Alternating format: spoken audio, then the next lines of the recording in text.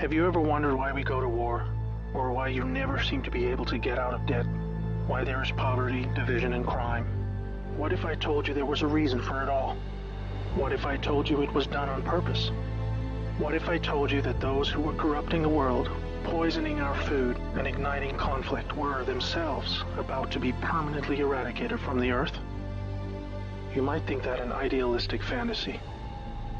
Well, let me tell you a story. We acknowledge there are criminals, of course.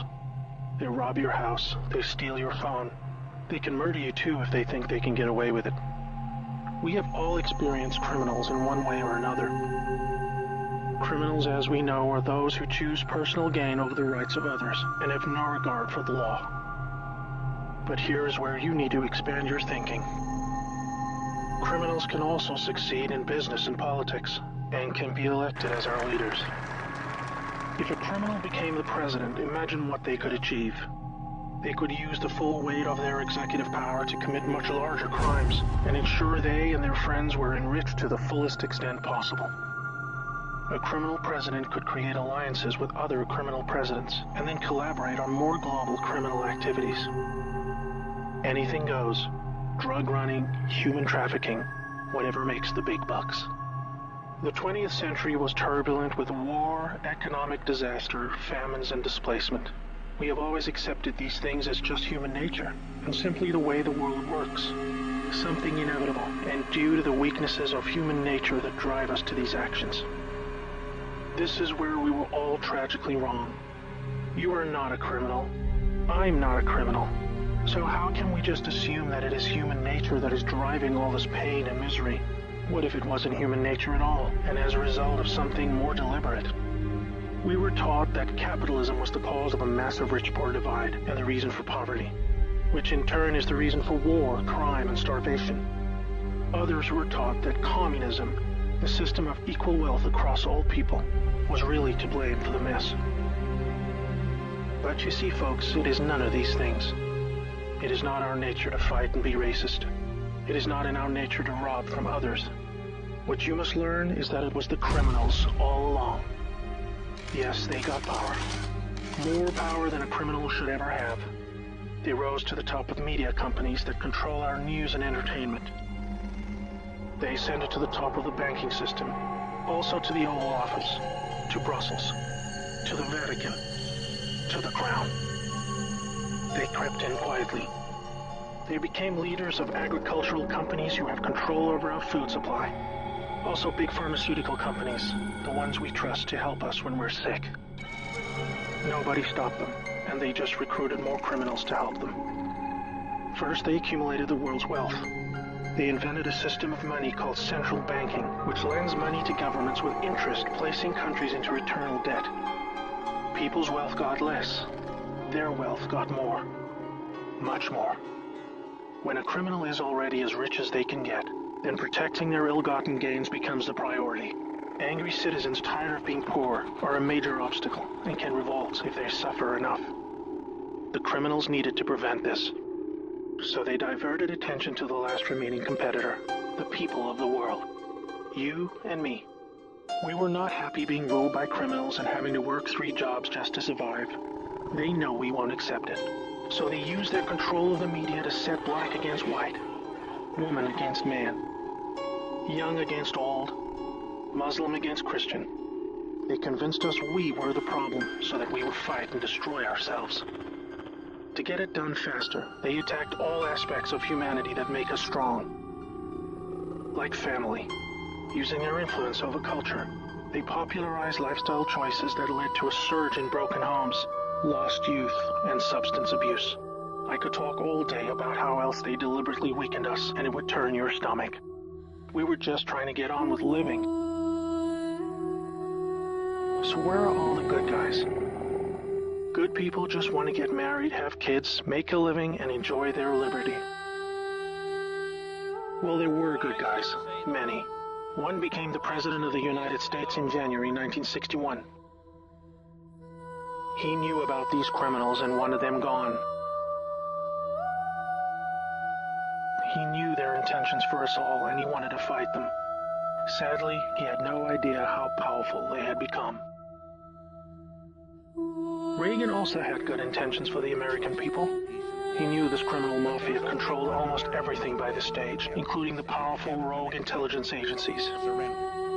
His economic policies were promising, but the criminals needed a weak America to hold on to their power. Reagan was shown with a bullet that a growing U.S. economy and prosperous citizens were not what the criminals wanted.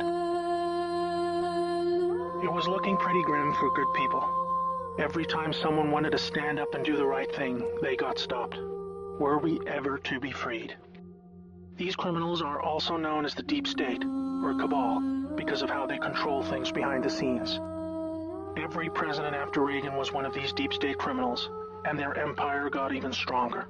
With each bad president came new depths America and the world would sink. The world collapsed into darkness. Do you need me to tell you how? Destroyed factories, declining job numbers, sicker people, opioids, destruction of Iraq, Syria, and Yemen with pointless war, displacement of people into Europe, ISIS, terrorism, collapsed governments, poverty, and genocide. Total misery. Do you think that was inevitable? Hell no. Well, here's where things start to take a new turn. When the full picture comes to be known, it will forever be regarded as the greatest story ever told. Well, here is the top line. Some good people still held positions of power. They valued humanity and the rule of law. While the criminals discussed their game plan at the annual Bilderberg meetings, the good guys were making plans of their own. The information age was coming to change history forever. As the internet flooded into every home and appliances became smarter, and when people started carrying tracking devices, an opportunity to put an end to criminal control over the world was emerging. We became connected, trackable, and surveilled. But so did they. They became dependent, just like we did, on email, SMS, instant communication. It made crime much easier, but it also put them on a grid that, if accessed by the right people, would expose their crimes to the public and end their iron grip on us once and for all. In this new age of information, it was thought that the military should also have its own intelligence agency to focus on cybercrime and espionage. They called this the NSA, the National Security Agency. Here we had every phone call, email, and text from every device stored and archived. Whether it be someone making a doctor's appointment, or the Deep State setting up a massive heroin purchase from the Taliban. In the right hands, it would be enough information to expose the entire sinister criminal plot to rub us blind and wipe us out. Hold that thought, now I need to explain the plan. The good guys were devising a plan to reclaim the world from the cabal and return it to the people. It would involve alliances with multiple countries, since the criminals had global rat lines, trade, and other infrastructure in place that would need their cooperation. It came down to two choices for America: launch a military coup to seize the government from whichever cabal puppet was in the White House at the time, or win legitimately, take control of the NSA, expose the criminals for what they are, and arrest them all. Obviously, the first option would be very troubling for the public. With people still preoccupied with cabal-engineered social issues, they would likely revolt and hurt themselves and others. No, it would have to be the latter. So they needed a candidate who could win, and who could win big. Many states like California had been so heavily inundated by criminals that even the voting machines were electronically set up to swing votes any which way. It would need to be a very decisive victory. Good patriots in the U.S. military and their global partners asked Trump to run for president so they could take back control of America legitimately without alarming the public. Trump was a good choice, obviously, because he overcame the voter fraud and won. But he was a patriot, and he was loved and admired by the public. He was not interested in joining the cabal, because they hated America and he did not agree with them on that point. As soon as he showed interest in taking power, they activated their media assets to viciously turn on him. That's when we saw the sudden hatred emerge. Even when he won, the cabal still had no idea what he was a part of, and the sophisticated plan that was about to unfold against them. Shocked at their loss, they mobilized their full arsenal of intelligence, media, money, and technology to try and take back power. Their people at the top of the DOJ and FBI then put together a plan to frame Trump and have him impeached. This is where we come back to the NSA again. All messages were stored and could be used to expose this plot and prevent Trump's overthrow. An entire book will be written about the first 2 years of Trump's presidency: false flag terror attacks, downed planes, missile alerts, assassination attempts. Here is the point. The world is currently experiencing a dramatic covert war of biblical proportions. Literally the fight for Earth, between the forces of good and evil. I can't put it in simpler terms, but I can say it appears the good guys are winning. The cabal had complete control over North Korea. They hijacked the Kim dynasty, took them hostage, and worked to build up a nuclear arsenal to threaten the world. Kim Jong-un suddenly embracing peace was simply because the deep state were beaten and driven out. ISIS was also destroyed in the year following Trump's win.